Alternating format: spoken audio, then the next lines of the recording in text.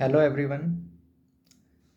ये एक अलग सीरीज़ है जो ऑर्डिनरी गाय वाली सीरीज़ चल रही है। ये उससे अलग सीरीज़ है। इसमें क्या करने वाला हूँ मैं? इसमें हम एक चैलेंज देंगे खुद को। और वो चैलेंज क्या है? वो चैलेंज है अपने आप को चेंज करने का। अब चेंज कैसे करना है वही तो हमें सीखना है। मैं 5 साल में बहुत सोचा, सिर्फ सोचा। The millionaire fast lane book की माने तो execution is the most important thing. अगर आप the shuttle art of not giving a fuck की माने, ये भी एक बुक का नाम है, don't be offended. Action is the most important thing. ऐसे ही आप कहीं से भी सुन लो, देख लो, या फिर मुझसे पूछ लो, जो चीज़, जो मोस्ट इम्पोर्टेंट इंग्रेडिएंट मिसिंग था मेरी लाइफ में वो था एक्शन।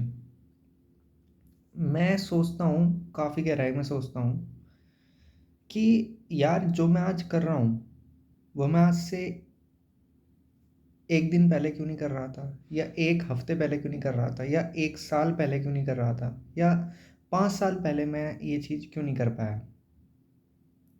आज ही क्यों, या आज से 10 दिन बाद क्यों नहीं, या आज से 10 महीने बाद क्यों नहीं। इस चीज़ पर भी मैं वर्क कर रहा हूँ, इस चीज़ पर भी मैं थियरी डेवलप कर रहा हूँ कि ऐसा क्यों होता है कि एक पर्टिकुलर टाइम पर ही हम कोई चीज़ शुरू करते हैं। आज ही क्यों, ऐसा आज क्या इम्पोर्टेंट डे है, ऐसा आज इस टाइम में ऐसा क्या इम्पोर्टेंट है। तो इस चीज़ को भी मैं समझने की कोशिश कर रहा हूँ, और इस पर भी आगे आपको जल्दी वीडियो मिलेगा। लेकिन खैर जो भी है, फ़िलहाल मैं ये कर रहा हूँ। आज 28 अक्टूबर 2024 है, डे है मंडे। और मैं एक एसएससी एस्पिरेंट हूँ। ओके, एस्पिरेंट बनने में तो किसी को कोई दिक्कत नहीं, एस्पिरेंट तो कोई भी बन सकता है। कुछ बातें मैं क्लियर कर दूँ। Everyone is a hypocrite. हो सकता है प्रोनाउंसिएशन गलत हो। हिपोक्राइट का मतलब वो होता है जो जो वो बात बोलता है, जो वो ज्ञान दूसरों को देता है, वो उसको खुद ही लगाने में फेल हो जाता है। ये जितने भी यूट्यूब पे लोग ज्ञान दे रहे हैं, या आसपास, या कोई भी जो लोग ज्ञान देते हैं या अपनी बातें शेयर करते हैं कि ऐसे करो, ऐसे मत करो, ऐसे करना चाहिए, ऐसे नहीं करना चाहिए, वो भी उन बातों को फॉलो करने में चूक जाते हैं कभी कभी, या मोर ऑफन अक्सर चूक जाते हैं, ऐसा भी होता है। लेकिन इसका मतलब ये नहीं है कि वो बातों को शेयर ही ना करें, वो अपना ज्ञान बांटे ही ना। For example, my father smokes every day. मेरे पापा स्मोकिंग करते हैं। तो इसका मतलब ये नहीं है कि वो मुझे स्मोकिंग करने से मना नहीं कर सकते, या उनका स्मोकिंग करने से मना करना मुझे गलत है। ये आजकल की जनरेशन में जैसे हो रहा है ना कि खुद को तो देख लो पहले, खुद तो तुम ये करते नहीं हो, हमें समझा रहे हो। ये चीज़ गलत है, क्योंकि इस दुनिया में कोई भी हो ज्ञान देने वाला, कोई भी, वो कहीं ना कहीं किसी ना किसी पॉइंट पे अपनी बातों को खुद ही, समझ गए हो आप। तो मेरे साथ भी ऐसे ही है, क्योंकि मैं भी एक ह्यूमन बीइंग ही हूँ। होंगे भाई कुछ ऐसे लोग, लेकिन उन लोगों को ना पहले एक ऐसा ओरा क्रिएट करना होता है अपना, जिससे कि वो इनफॉलिबल लगे, ऐसे लगे कि ये तो भगवान टाइप है। आपने देखा होगा जितने भी बाबा लोग हैं, वो या तो कहते हैं कि मैं भगवान भगवान का अवतार हूँ, या फिर कुछ ऐसी चीज़ें करके दिखाते हैं, ऐसी चीज़ें जो कि हमें आउटर वर्ल्डली लगती है, जो कि एक आम इंसान नहीं कर सकता। या कहते हैं कि नहीं नहीं नहीं नहीं, मैं भगवान का अवतार नहीं हूँ, मैं भगवान का शिष्य हूँ, उन्होंने मुझे भेजा है ज्ञान बांटने के लिए, मैं तो बस एक जरिया हूँ। मतलब वो अपने आप से कुछ ऐसी चीज़ें एसोसिएट कर लेते हैं जिससे हमें ये लगता है कि वो इनफॉलिबल है। मतलब इनफॉलिबल का ये है कि वो झूठ बोल ही नहीं सकते। उन्होंने जो बोल दिया वो खुद उस चीज़ को अप्लाई 100% करते हैं। उन्हें हर चीज़ का ज्ञान है। उन्होंने जो सीखना था सीख चुके, अब वो हमें सिखा रहे हैं। उनकी लाइफ में सीखने के लिए कुछ बचा ही नहीं है। मतलब कुल मिला के बात यह है, अगर आपको किसी को देखना, अगर आपका कोई हीरो जिसे आप हीरो मानते हो, जिसे आप ये मानते हो कि हाँ यार ये तो बंदा स्पेशल है, टैलेंटेड है, गिफ्टेड है, गॉड गिफ्टेड है, जो भी है वट एवर, कहीं ना कहीं उसकी एक ऐसी तस्वीर उसने बनाई है, या हम जैसे साधारण लोग बना देते हैं उनकी ऐसी तस्वीर, कि हमें वो ऐसे लगने लगता है कि नहीं भाई ये तो अलग है, ये तो अलग है।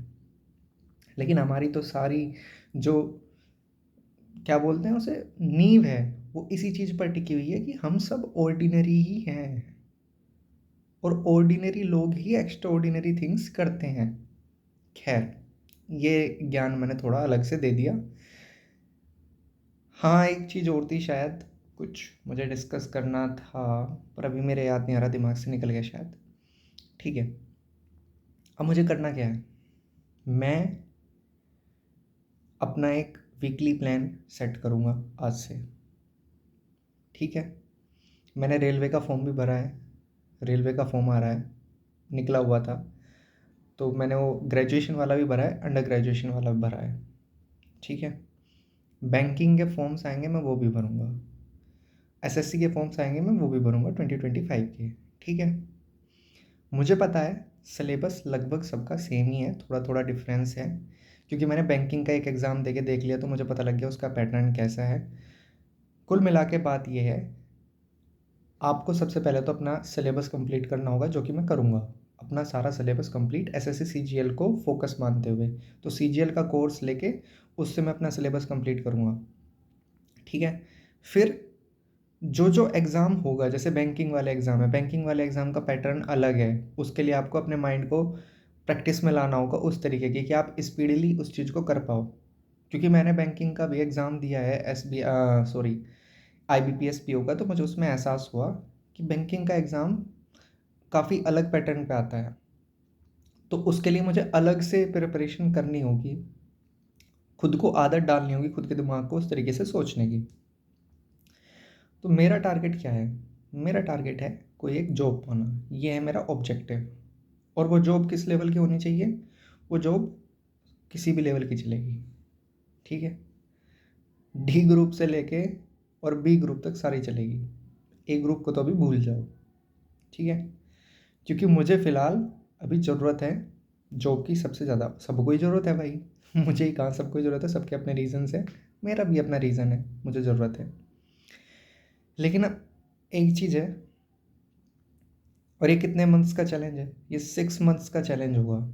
देखते हैं कि इस 6 महीने में जो मैं मेहनत करता हूँ, जो चीज़ मिसिंग थी, जो एक्शन वाला फैक्टर मिसिंग था, उससे कुछ इम्प्रूवमेंट देखने को मिलता है या फिर नहीं दिखता है। हाँ, एक चीज़ और अब आ गई मेरे याद। हम हमारा माइंडसेट किस तरीके का होना चाहिए, हमारा माइंडसेट इस तरीके का होना चाहिए, अगर मुझे कुछ नहीं मिला तो वो मेरी मेहनत की वजह से नहीं मिला, मेरी मेहनत में कमी थी। और अगर मुझे कुछ मिल गया तो मेरी किस्मत अच्छी थी, मुझे मिल गया। जितने भी विद्वान लोग होंगे, जितने भी वाकई में विद्वान होंगे लोग, सक्सेसफुल होंगे, महान होंगे, वो कभी भी खुद को क्रेडिट नहीं देते हैं।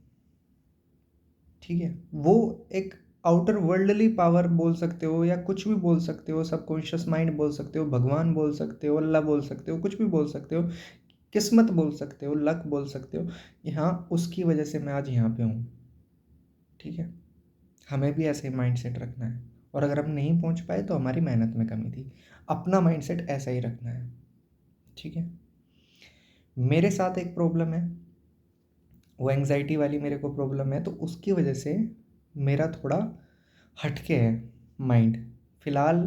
अब मैंने जो अपना माइंडसेट बनाया है वो मेरा किस तरीके का है, मैं समझा देता हूँ। ये दुनिया किस पर चलती है, होप पर। किस पर चलती है, होप पर, उम्मीद पर। उम्मीद पर ही दुनिया कायम है। इस बार नहीं हुआ तो अगली बार हो जाएगा, अगली बार नहीं हुआ तो उससे अगली बार हो जाएगा। लेकिन मेरा जो सिस्टम है ना माइंड का, वो होपलेसनेस पर चलता है। मतलब मेरा जो माइंड है, अगर मैंने होप की किसी चीज़ को लेके, तो वो उस होप को टूटता हुआ दिखाएगा, वो उस होप को फेल होता हुआ दिखाएगा और मेरे सिम्टम्स को ट्रिगर कर देगा। तो इसीलिए मैंने होप करना ही छोड़ दिया। क्योंकि मैं आपको समझा देता हूँ, थोड़ा सा समझा देता हूँ, आपकी शायद समझ में ना आ रहा हो जो मैं कह रहा हूँ। एंग्जाइटी का मतलब साइकोलॉजिकली, क्लिनिकली कुछ और है और फिलोसॉफिकली कुछ और है। फिलोसॉफिकली एंग्जाइटी का मतलब क्या है? एंग्जाइटी का मतलब है स्टेट ऑफ होपलेसनेस। जब इंसान को चीज़ें फेल होती हुई दिखती हैं, जब इंसान को कोई रास्ता नज़र नहीं आता, उसे हर कोई चीज़, सब कुछ नॉर्मल चल रहा है, सब कुछ ठीक है, लेकिन उसे फिर भी सब चीज़ें फेल होती हुई दिखाई देंगी, इन्फीरियरनेस सी दिखाई देगी, लो लो सा महसूस होगा। मतलब सारी नेगेटिव चीज़ें उसके अंदर उसे महसूस होगी और उसे हर चीज़ फेल होती हुई दिखाई देगी। अगर जैसे फॉर एग्जांपल मैं सोचूं कि हाँ मुझे क्लियर करना है एग्ज़ाम, मैं उम्मीद लेके, भाई हर लोग, कोई भी इंसान हो, वो जब पढ़ाई करता है, मेहनत करता है, तो वो इसी उम्मीद के साथ तो करता है कि हाँ मुझे इसका फल मिलेगा, आज नहीं तो कल, नहीं तो परसों मिलेगा। अगर ऐसा हो कि फल मिलेगा ही नहीं, तो वो क्यों मेहनत करेगा? या उसके दिमाग में वो ये सोच के मेहनत कैसे कर पाएगा? नहीं कर पाएगा। लेकिन मुझे ऐसे ही करनी है, अदरवाइज मेरा सिस्टम ट्रिगर हो जाएगा। डिप्रेशन जैसे आप बोलते हो, उस डिप्रेशन का फिलोसॉफिकल मीनिंग है स्टेट ऑफ मीनिंगलेसनेस। आपको किसी चीज़ से फिर फर्क ही नहीं पड़ता। एंग्जाइटी में आपको फर्क पड़ता है, आपको चीज़ें फेल होती हुई दिखती हैं।